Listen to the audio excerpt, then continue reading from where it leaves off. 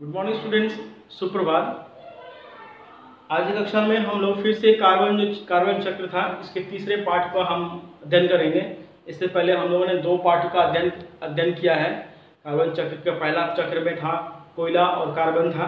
दूसरे चक्र में हमने कार्बन से जो बने जीवधारी थे उसके बारे में चर्चा की कि कार्बन से कौन जल सकता है, कौन नहीं जलेगा, हम कार्बन से बने हैं कि नहीं बने हैं, कौन कौन चीज़ जल सकता है। और कार्बन से ही मिट्टी, रेत, धूल, धरती भी बनी है। ठीक है, तो धरती जो हमारी बनी है वो बनी है मिट्टी और रेत से बनी है, और हर जगह पर अलग अलग प्रकार की मिट्टियाँ पाई जाती हैं। और कार्बन क्या है, ठीक है, कार्बन कैसे हम तक पहुंचता है, इस पर को व्याख्या किया था। और अब हम पढ़ेंगे, आज हम पढ़ेंगे उसके तीसरे भाग को पढ़ेंगे। ठीक है, तो जहाँ तक हमने खत्म किया था वहाँ से शुरुआत करते हैं। पहले हम बुक को पहले जो आपका बचा हुआ पार्ट है उसको पहले हम रीड कर दें, उसके बाद आप समझेंगे क्या है। ठीक है, तो हमारा था कि कार्बन का तीसरा चक्र का चमत्कार देखो। कार्बन जलने वाला पदार्थ है। मिट्टी, रेत, लोहा, सोना आदि धातु जल नहीं सकते हैं। क्या तुम जानते हो कि तेल क्यों जलता है? तेल क्यों जलता है? तेल भी पेड़ पौधे की उपज है। तिल, मूंगफली आदि पेड़ पौधे के बीजों से तेल निकाला जाता है, जिसके कारण जलते हैं। केरोसिन, पेट्रोल आदि क्यों जलते हैं? यह हमें पेड़ों से नहीं मिलते हैं, यह प्राकृतिक चमत्कार है। ये भी कार्बन से ही बने होते हैं। इन सबको हम हाइड्रोकार्बन कहते हैं। देखिए, अब कार्बन का दूसरा रूप क्या है? हाइड्रोकार्बन। देखिए, कुछ चीज होते हैं जलते हैं, कुछ चीज नहीं जलते। केरोसिन क्या बोले? केरोसिन जलता नहीं है, केरोसिन तेल जलाता है, क्योंकि इसमें हाइड्रोकार्बन होता है। ठीक है, जिसमें देने के बाद आग पकड़ लेता है। केरोसिन जलता नहीं, केरोसिन तो उड़ जाता है हवा में। आप केरोसिन तेल को खोल कर दीजिए, वो हवा में उड़ जाएगा। ठीक है, केरोसिन जलता नहीं, लेकिन आप तेल का बोतल खोल के रखिए, सरसों तेल का, वो उड़ेगा नहीं, लेकिन वो जल जाएगा जरूर। ठीक है, तो ये दोनों चीजें फर्क समझिएगा। ठीक है, तो केरोसिन, पेट्रोल आदि क्यों जलते हैं? ये भी हमें ये पेड़ों से नहीं मिलते, ये प्राकृतिक का चमत्कार, ये प्रकृति का चमत्कार। जिस प्रकार पेट्रोल और केरोसिन ये पेड़ पौधों से नहीं निकलते हैं, ये प्रकृति का देन है। ठीक है, जो धरती के नीचे से निकला जाता है। ठीक है, इन सब को हम हाइड्रोकार्बन कहते हैं। सभी पेट्रोलियम की चीजें हाइड्रोजन और कार्बन के योग से बनती है। हाइड्रोजन और कार्बन से बनती है। मैंने क्यों बोला कि केरोसिन तेल जलता नहीं, जलाता? क्योंकि इसमें क्या बोला? हाइड्रोकार्बन, मतलब हाइड्रोजन और कार्बन का मिश्रित है। जलता नहीं, जलाता है। ठीक है, क्योंकि आप देखिए कि कई केरोसिन तेल से गाड़ियां भी चलती हैं और पेट्रोल से ही।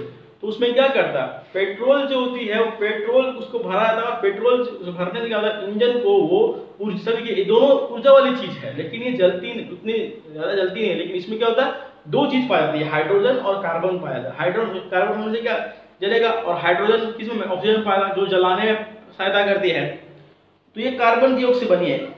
यह देखो प्राकृतिक चमत्कार, हमारे सामने तीन मूल तत्व हैं, कार्बन, ऑक्सीजन और हाइड्रोजन। ठीक है, इन तीनों तत्वों से समस्त जीवधारी बने हैं। तुम जानते हो कि हमारा शरीर और पेड़ पौधों में पानी की बड़ी मात्रा है।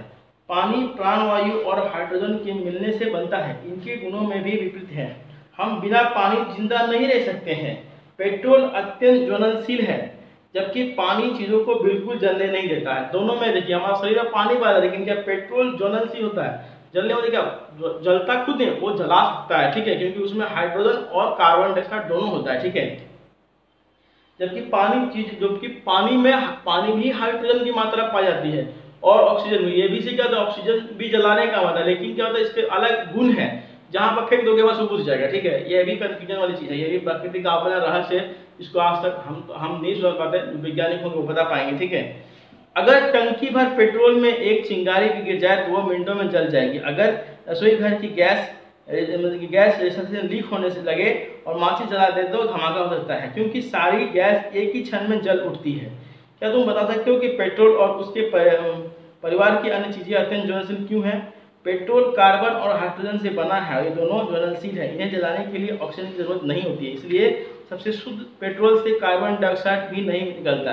अगर पेट्रोलियम पदार्थ में अशुद्धि हो तो उसमें धुआं निकलता है। ठीक है, देखिए बहुत सारे गाड़ियों में क्या होते हैं कि धुआं निकलने का होता है कि जो पेट्रोल डाला गया है वो क्या होता है, पूरी तरह से प्योर नहीं है। जिसमें प्योर होगा उससे धुआं नहीं निकलेगा। ठीक है, अगर थोड़ा मोड़ा मिलावट होगा जरूर उसमें निकलेगा। मैंने पहले भी कहा कि जो कार्बन डाइऑक्साइड जलती नहीं, वो जलाने का काम करती है। ठीक है, जलाने के काम में तो वही हल्का सा चिंगारी मार दोगे, भूखा के जल जाएगा। ठीक है, बोला कार्बन डाइऑक्साइड वातावरण का विषय तत्व है। अब क्या है, कार्बन देखिए, कार्बन से हमें इतना फायदा मिला, कार्बन से हीरा मिला, कोयला मिला, तो जीवधारी बने, उसके बाद में तुम्हारा हाइड्रोजन हुआ। अब क्या, कार्बन जो होता है, कार्बन इस हमारे वातावरण के लिए एक विषैला तत्व है, मतलब विषैला मतलब जहरीला तत्व है, बड़ी खतरनाक चीज़ है कार्बन, क्योंकि ये हवा में अधिक मात्रा में हो तो हम सांस नहीं ले सकते। और कार्बन क्या होता है, ये अगर मात्रा अधिक मात्रा में हो तो हम सांस नहीं ले सकते हैं। धुएं से भरे कमरे में आम आदमी जिंदा नहीं रह सकता है। शहर के वातावरण में धुएं की मात्रा की वजह से लोग को कोई सांस की बीमारी होगी। सांस की बीमारी का पहला कारण क्या है, देखिए, सर्दी खांसी सांस का प्रॉब्लम होना, इसमें सबसे बड़ा क्या, धुलकन कार्बन डाइऑक्साइड है, ठीक है, जिससे हमारे नाक और फेफड़े में जम जाने से हमें सर्दी खांसी और सांस लेने से संबंधित बीमारियां हो जाती है और जीवन काल छोटा हो जाता है, ठीक है, क्योंकि अगर शरीर में किसी प्रकार की बीमारी होगी तो हमारा जो जीवन काल होगा वो छोटा हो जाएगा, ठीक है, हम बहुत जल्दी ही इस देह को छोड़ देंगे, ठीक है। कार्बन डाइऑक्साइड पानी में भी घुल जाता है, जिसकी वजह से मछली आदि जलचर की मौत क्यों चले जाती है। अब बोलो कैसे, क्योंकि कार्बन जब ऊपर उठता है, ठीक है, हवा में फैलता है, तो बारिश होती है, वो गदागद कहाँ गिरता है, सीधा जमीन पर भी गिरता है और पानी में भी गिरता है, ठीक है। आप देखोगे कि पेड़ पौधे में भी कभी कभी जो पेड़ पौधे होते हैं ना, उसमें भी कार्बन, छिलका में कार्बन जम जाता है, ठीक है। तो स्वस्थ जीवन का रहस्य यही है कि हम हवा को दूषित ना करें और धुआं ना उठने दें। आइए कुछ विशेष बातों को जान लें। ऐसे ईंधन का प्रयोग करें जो कम धुआं देता हो, कूड़ा करकट, पुराने टायर आदि को ना जलाएं। धुएं के वातावरण में रहना है तो गीले कपड़े से नाक बंद कर ले और जल्दी से आप उस वातावरण से निकल जाए, ये बात वो है। पहला बात, इसमें ऐसे ईंधन का प्रयोग करें जो धुआं कम, ऐसा कौन सा ईंधन धुआं कम प्रयोग करता है, जैसे खाना बनाने के लिए पहले से चलती आ रही थी कोयला, स्टोव बर्नर, ठीक है, सभी में धुआं निकला था। आप केरोसिन तेल डालेंगे स्टोव में, पंप देखिए, केरोसिन तेल डाल के स्टोव में पंप क्या करते हैं, केरोसिन तेल क्या नहीं जलती नहीं, वो ज्वलनशील होती है, वो जलाती जरूर है, उससे ऊर्जा जरूर पैदा होता है। पंप मारने से क्या होता है कि उसमें हवा जाता है, ठीक है।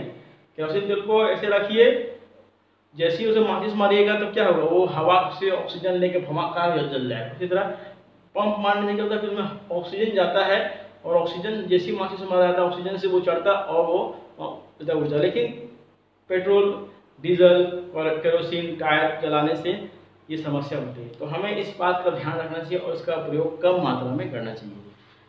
अभी क्या है कि इलेक्ट्रिक चूल्हे का प्रयोग हो गया है, अब इलेक्ट्रिक चूल्हे का प्रयोग कर सकते हैं, इसमें आप धुआं कम होगा, लेकिन उसमें भी स्थिति है कि बिजली का ज़्यादा खपत होगा और इसकी पूर्ति करना भी असंभव हो जाएगा, क्योंकि ये भी एक नेचुरल, बिजली भी एक नेचुरल सोर्स है, क्योंकि बिजली पानी से बनाया जाता है और ऐसे भी पानी की कमियाँ हो रही है, ठीक है। तो पानी बनाने के दूर दूर से पानी आना पड़ता है आदमी को, जो पानी की जरूरत पड़ती है पीने के लिए, तो हम उसको पी नहीं पाते हैं, पीने के लिए पानी नहीं मिलता है सभी जगह में। लेकिन हमें क्या करना होगा कि जो चीज़ हमें प्रकृति द्वारा मिली है उस चीज़ का प्रयोग, सबसे महत्वपूर्ण बात कि हमें उसका प्रयोग बड़ी सावधानी से करना चाहिए। जैसे कि कोयला, पेड़ पौधे, ठीक है, इसका प्रयोग बहुत सावधानी से। पेड़ पौधे जो हैं वो इन चीज़ों से हमारा अच्छा करते हैं। कार्बन अधिक होने से क्या था कि पेड़, प्रकृति ने जब देखा कि कार्बन अधिक मात्रा में, तो उन्होंने क्या किया, पेड़ को हमें दिया, ठीक है, जीवन रक्षक। पेड़ क्या करते हैं, ऑक्सीजन छोड़ते हैं और कार्बन डाइऑक्साइड लेते हैं। हम अगर हम पेड़ को ही काट देंगे, ठीक है, तो बस कार्बन डाइऑक्साइड हम लेंगे, अब छोड़ेंगे क्या, लेंगे क्या, छोड़ेंगे वही चीज़ और लेंगे भी वही चीज़, ठीक है। जैसे कि अभी आप देख रहे हैं कि जो समय चल रहा है, कोरोना काल में ऑक्सीजन का कमी हो गया था सभी को, तब धीरे धीरे समाज भी समझा कि नहीं पेड़, अभी ऑक्सीजन का बहुत ज़रूरत है।